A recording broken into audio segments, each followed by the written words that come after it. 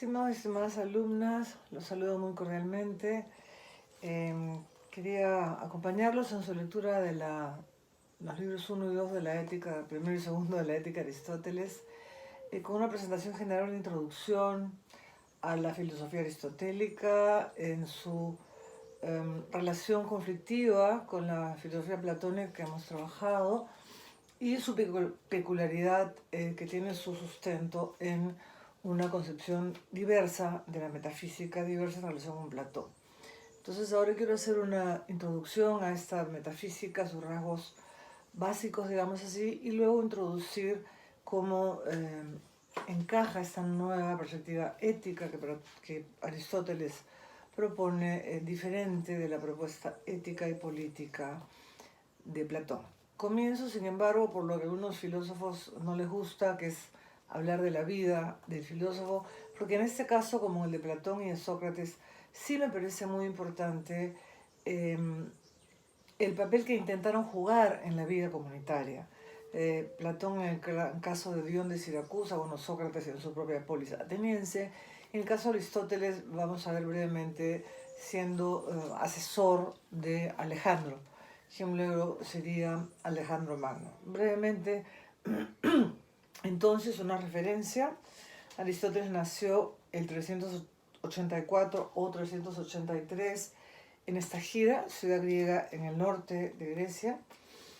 A la edad de 17 años ya fue a Atenas y entró en la academia para estudiar ahí bajo la dirección de Platón, de quien fue discípulo durante 20 años. Es interesante mencionar aquí lo que algunos intérpretes y comentadores de Aristóteles indican, y es que el padre de Aristóteles fue médico y fue médico del padre del Filipo de Macedonia, y el propio Aristóteles tenía una fuerte formación biológica, lo cual hace que para él todo el tema de la naturaleza, del movimiento, de lo fenoménico, diríamos, es muy importante desde su formación.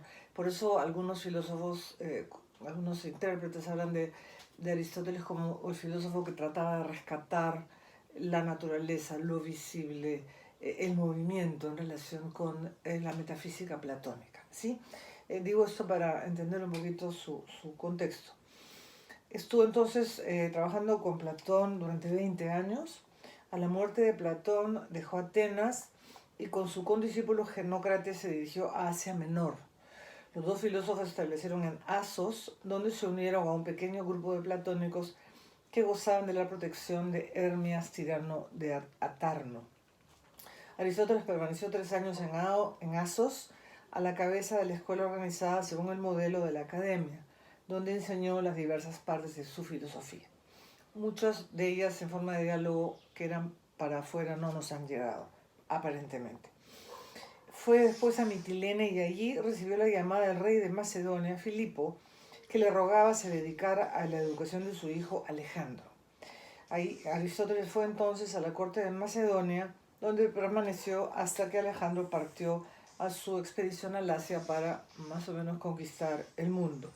Fue entonces que Aristóteles regresó a Atenas y fundó en el liceo la escuela llamada Peripatética, en la que enseñó durante 12 años.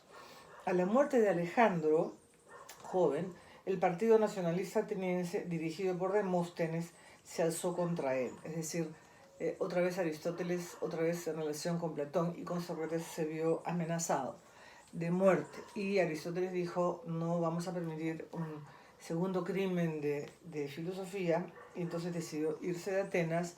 Se fue a una isla que era donde tenía una propiedad heredada de su madre y murió un año después, a los 62 años.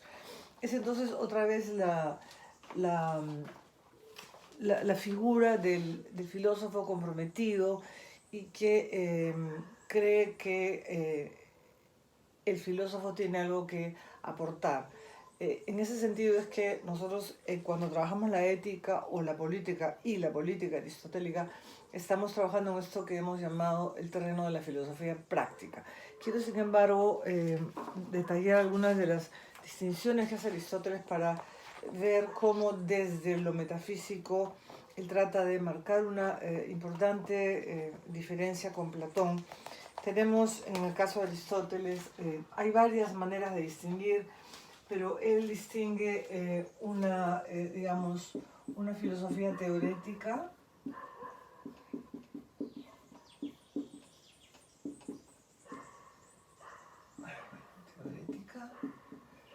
donde incluye la física, las matemáticas y la metafísica, terreno en el cual nos vamos a detener brevemente ahora. Una filosofía práctica,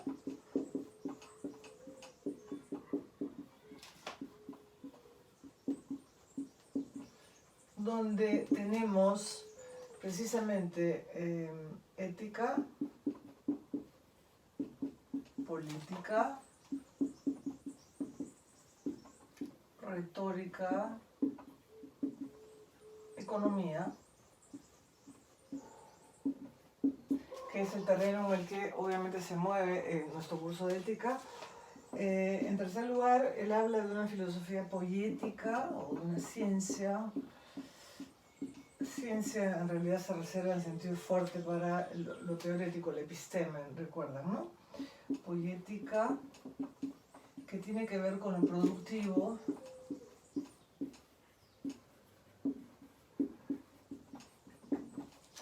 y el arte, ¿no? Además de esta obra enorme, tiene una física, tiene clasificación animalis, tiene de ánimas, es decir, realmente la obra de Aristóteles, incluso hay quienes la comparan con un primer sistema a la manera hegeliana, y tiene también una lógica muy importante, porque quiere mostrarnos Aristóteles en la lógica que hay muchas formas de pensamiento y que hay formas aptas de demostración que también proporcionan información sobre la realidad, ¿no? Menciono esto a la lógica porque es el vínculo entre pensamiento y realidad, entre inteligible y sensible, que en la propia perspectiva aristotélica Platón dejó como muy escindido, ¿no? Pongo un ejemplo. Por ejemplo, el famoso silogismo que está en la lógica aristotélica de todos los hombres son mortales, Sócrates es hombre, luego Sócrates es mortal, no se da la importancia, no se da solo en el hecho que la conclusión está correctamente deducida según las leyes de la lógica, sino que Aristóteles afirma que la conclusión se verifica en la realidad.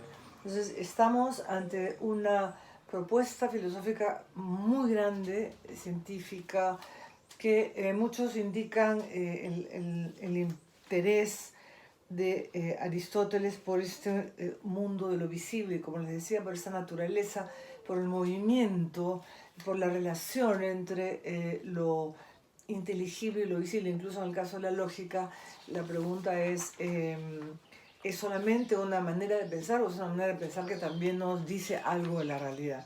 Es cierto que hay que señalarlo, y lo iríamos conversando, que Aristóteles tiene una fuerte influencia platónica. Por más que discuta con Platón y trate de apartarse de Platón, vamos a encontrar la impronta platónica muy claramente en la metafísica aristotélica, en la cual me quiero detener un momento para ver algunas de sus categorías más importantes. La metafísica, como la define Aristóteles en la metafísica, es la ciencia, la ciencia primera, que se ocupa de los primeros principios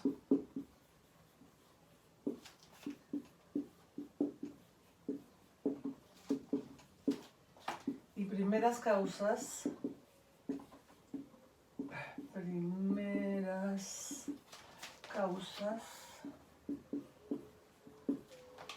de todo lo que es, ¿de acuerdo?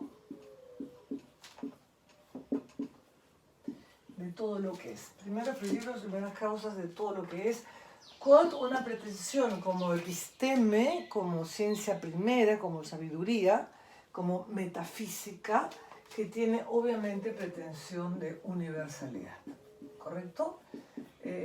la metafísica no se ocupa de casos particulares, sino de lo universal.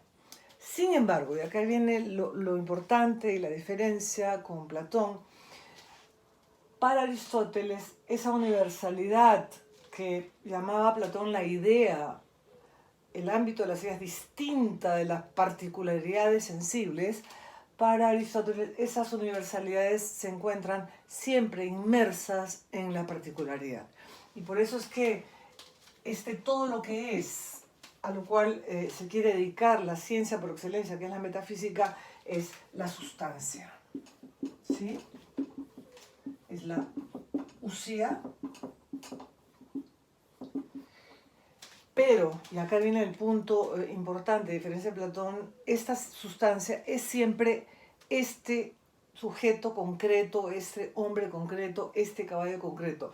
La sustancia es siempre un individuo que es, sin embargo, y acá está el punto, sin embargo, es un compuesto de materia más forma. ¿Correcto? Sigue habiendo el interés platónico de pensar las formas, el eidos, ¿no? Que también se traduce a veces en Platón eidos a idea por idea, es decir, la esencia, la universalidad, la inteligibilidad de lo que hay, pero para Aristóteles esta forma, este eidos, eso inteligible, está siempre incrustado en algo material. No hay un universal, una forma, una esencia separada del mundo sensible, de los fenómenos, de lo material, de lo concreto.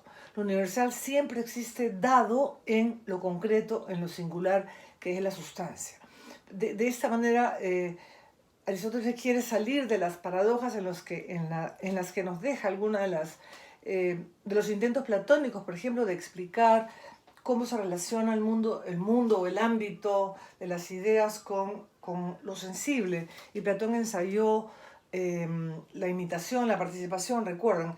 Para Aristóteles eso no es suficiente, por eso precisamente su propuesta es que la sustancia no es una idea separada o una forma separada de lo sensible, sino que es siempre una forma, la fórmula es...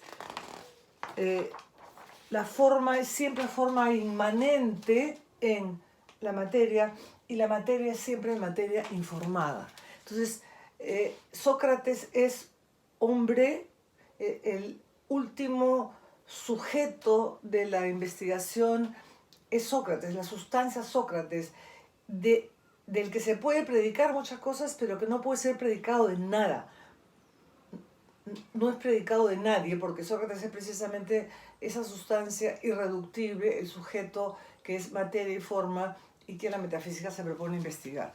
Entonces, lo que para muchos intérpretes, lo que Aristóteles, perdón, está tratando aquí es precisamente de preservar el ámbito de lo fenoménico, de lo cambiante, del movimiento. El movimiento es una gran preocupación de Aristóteles, que no encuentra, según él, una solución clara en Platón. Hay quienes piensan que hay algo de injusticia aquí porque para relacionar el mundo sensible con lo inteligible hay un diálogo tardío. Platón habla de un demiurgo, de alguien que le da forma, que modela el mundo, pero Aristóteles no lo menciona y dice que se queda sin resolver el tema de un ámbito de ideas universales, de formas universales, de esencias, que uno no sabe cómo influencia en un mundo que es cambiante, perecedero, natural. Ahí donde la naturaleza interviene para que las cosas perezcan, pero también para que haya, por ejemplo, y estoy usando el ejemplo aristotélico, también el macho de la hembra, ¿no es cierto? Entonces, no se puede prescindir de lo natural en su movimiento, en su dinámica de cambio, y por eso es que Aristóteles necesita incorporar como una unidad inseparable la forma en la materia. La esencia, digamos, o el eidos, la idea siempre encarnada, digamos así, en una materialidad que es parte inherente de la sustancia, que es ese ser que estudia la metafísica. ¿De acuerdo? Por lo mismo es que explicación de estas primeras causas y primeros principios no se agota en una relación de uno a uno entre una idea universal y una pluralidad sensible, sino que esta causalidad es variada, es multívoca, digamos. Son 4 causas las que, según Aristóteles, nos permitiría explicar la sustancia, el movimiento, el cambio, etc. Desde el punto de vista universal, ojo, no estamos hablando de que la metafísica estudie casos particulares, sino esas primeras causas y primeros principios a partir de los cuales damos razón de todo lo que es, ¿correcto? Y lo que es por excelencia la sustancia. Las causas, como sabemos, creo son 4. La causa material, precisamente eso que quiere Aristóteles incorporar en la noción de sustancia, que es una especie de substrato, que llega incluso a hablar en textos Aristóteles de una materia permanente, digamos así, una material primario. La idea es que es aquello en lo que la forma se posa, digamos así, ¿no? Por eso luego vamos a asociar eso con otra dupla conceptual que es fundamental, que es la de potencia y acto. La causa formal, entonces, es la que le da el qué es aquello, el por qué es eso que es, digamos, ¿no? Es el eidos, la idea, la esencia,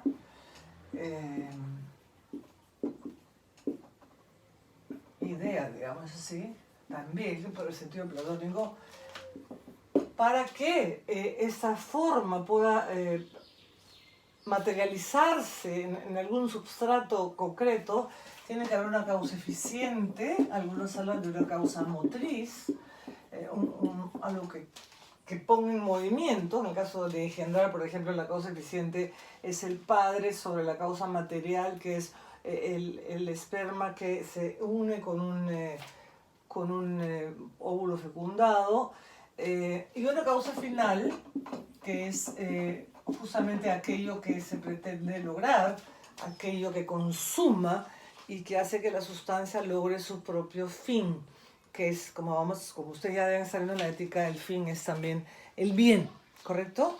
Hay una mirada muy teleológica en la filosofía aristotélica del fin, el telos, como aquello que es el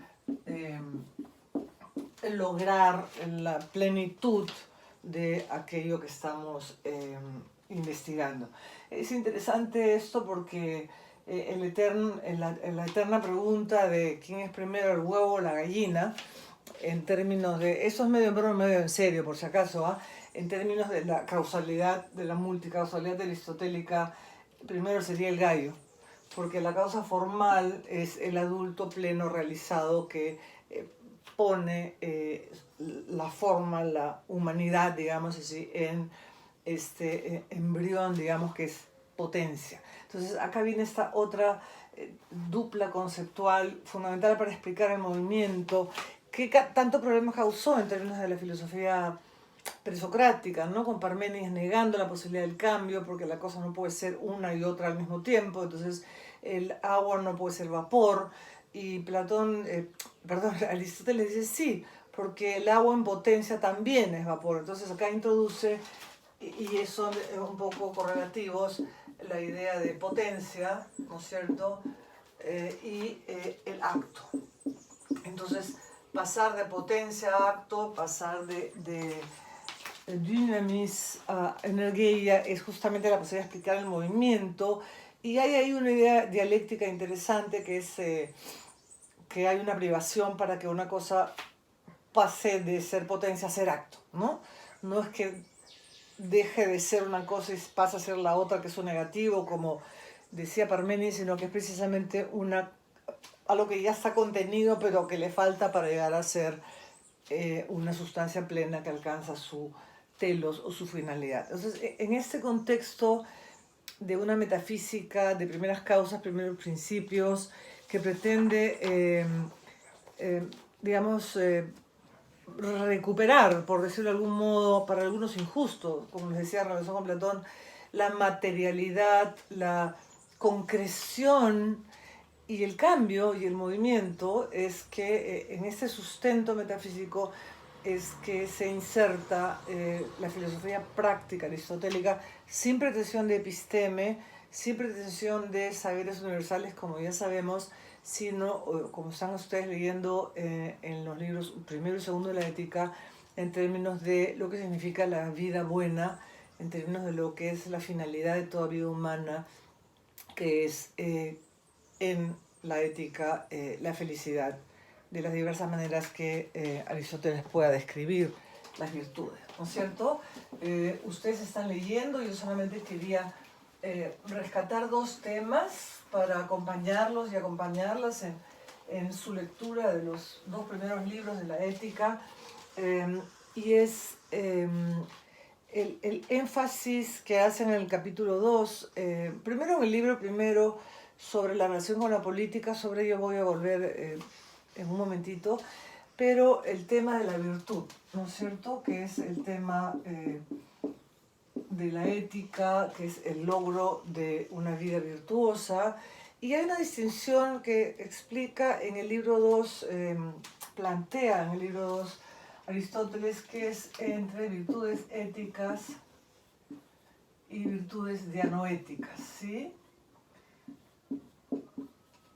Dianoéticas, que se traduce por virtudes intelectuales. Y estas son virtudes éticas, y estas serían virtudes intelectuales. ¿Qué tiene que ver con la idea, la palabra dianoia? Sí, que es más o menos algo así como razón discursiva, ¿no? Sí, una racionalidad discursiva. Todos los primeros libros de la ética, los dos primeros que se están leyendo, se refieren a las virtudes éticas, y los últimos, a partir del sexto, si no me equivoco el sexto, sí, o el séptimo, el sexto, se refiere a